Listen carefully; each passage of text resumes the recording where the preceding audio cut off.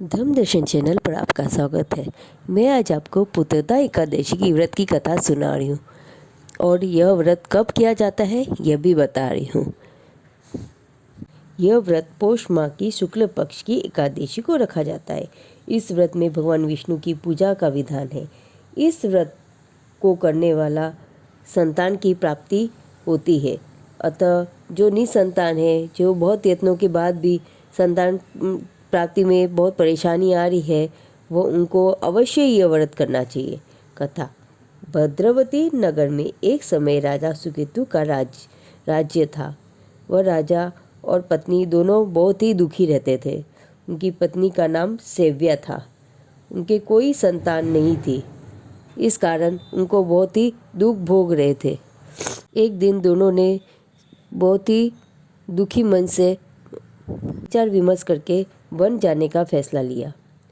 उस दिन दोनों राजा रानी मंत्री को राजपाट सौंपकर वन को चले गए। दोनों भटकते रहे। फिर उनके मन में आत्महत्या करने का विचार आया, किंतु तत्काल ही राजा ने सोचा कि आत्महत्या से बढ़कर कोई पाप नहीं है।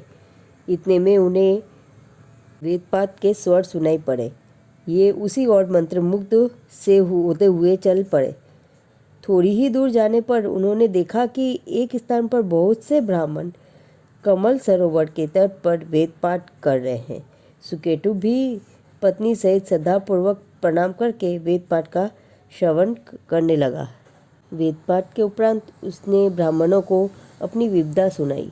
तब ब्राह्मण ने उनको कहा, पुत्रदा एकादशी व्रत किया करें। इस व्रत को करने से आपको अवश्य संतान की प्राप्ति होगी। राजा रानी ने उनकी बात मानकर पुत्रदा एकादशी का व्रत करने लगे। इस व्रत के प्रताप से उन्हें बहुत ही सुंदर और सुरवीर पुत्र रत्न की प्राप्ति हुई। विष्णु भगवान की कृपा से पुत्र प्राप्ति से बहुत ही प्रसन्न हुए। इस तरह पुत्रदा एकादशी के फल से उनको पुत्र की प्राप्ति हुई। इसलिए इस व्रत को एकादशी को पुत्रदा एकादशी कहा जाता है। पुत्रदा एकादशी के दिन दान का भी बहुत महत्व है। इस दिन अन्न, धन, वस्त्र, मोरपंख तथा तुलसी का भी दान दिया जाता है। इसके प्रताप से कभी भी घर में धन संपदा की कमी नहीं होती और उनके घर में सुख समृद्धि आती है। अतः इस दिन हमें दान जरूर करना चाहिए।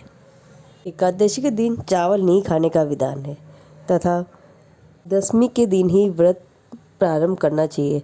इस दिन एक टाइम भोजन करके दूसरे दिन निराहार रहकर व्रत करना चाहिए। इस दिन व्रत करने वाला अंत में मोक्ष को प्राप्त होता है।